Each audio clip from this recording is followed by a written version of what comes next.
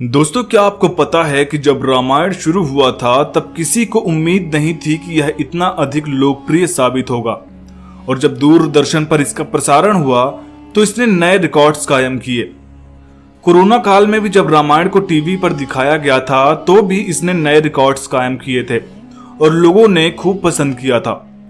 इसमें दिखाए गए महल, वन, नदी, दरबार और गांव, ये सब देखकर ऐसा लगता है कि वाकई में भी सब कुछ ऐसा ही रहा होगा।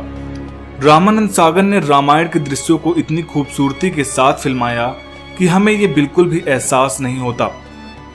जहां रामायण की शूटिंग हुई थी वो केवल एक सेट था जो रामायण के लिए तैयार किया गया था।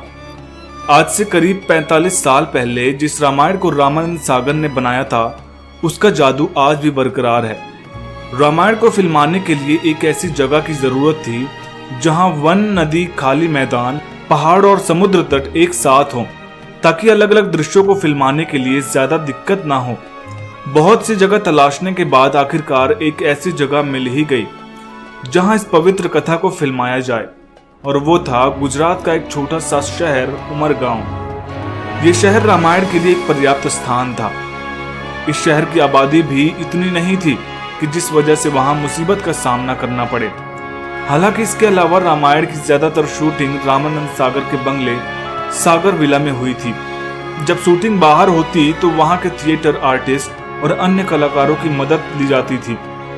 और तो और आपको जानकर हैरानी होगी कि रामायण की शूटिंग के दौरान कई बार जूनियर कलाकारों की जरूरत पड़ती थी। ऐसे में गांव-गांव में जाकर ढोल नगाड़े के साथ ऐलान कराया जाता था कि सीरियल में काम करने के लिए कलाकारों की जरूरत है। वहीं सीता यानी दीपिका चिखलिया से रामानंद सागर ने कहा था कि सीता ऐसी लगनी चाहिए कि स्क्रीन पर आए तो सीता का परिचय न देना पड़े, दर्शकों को ये न बताना पड़े कि ये सीता माता है। इस तरह कई स्क्रीन टेस्ट और कई राउंड के बाद दीपिका चुन ली गई।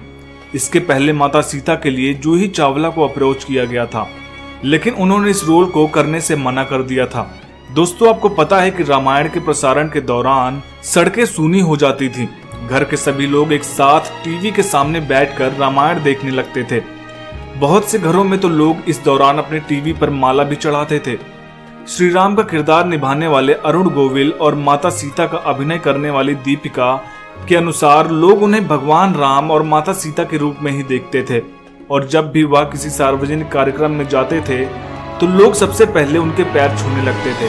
इतना ही नहीं, देश के कई हिस्सों में शाम के 7 बजे के बाद ऐसा लगता था कि जैसे सरकार ने कर्फ्यू का ऐलान कर दिया हो। जी हाँ, लोग अपने घरों या फिर पड़ोसियों के घरों में घुस जाते थे, टीवी के सामने बैठ जाते थे। रामायण ने जितनी प्रसिद्धियां हासिल की उतनी प्रसिद्धि और किसी धार्मिक शो को शायद ही मिली होगी। लेकिन बहुत से कम लोग इस बात को जानते हैं कि रामायण को सूचना और प्रसारण मंत्रालय ने कई बार रिजेक्ट कर दिया था। इसके चक्कर में रामानंद सागर ने कितनी बार सरकारी दफ्तरों के चक्कर लगाए थे और तब जाकर रामायण को प्रसारित करने की इजाजत मिली थी।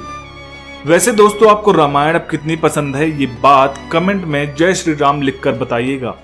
और रामानंद सागर के इस रामायण के लिए एक लाइक तो जरूर बनता है, क्योंकि इससे हमें पता चलेगा कि आज भी रामायण को लोग कितना पसंद करते हैं।